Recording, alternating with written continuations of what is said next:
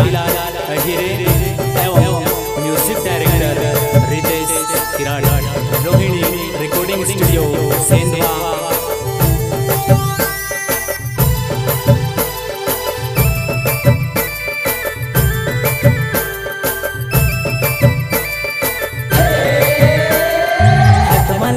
कोमर पोंदा वावे वो जुबानाई मार जुबानाई में से के बुलावे वो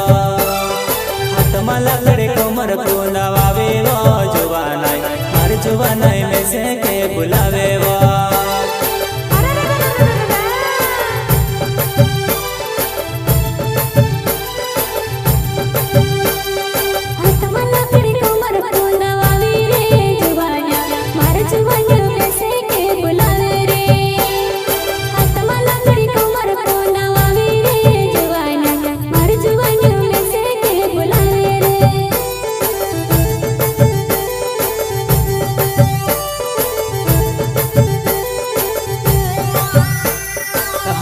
लकड़ी कोमर पोंदा वावे वो जुबानाई मार जुबानाई में से के बुलावे रे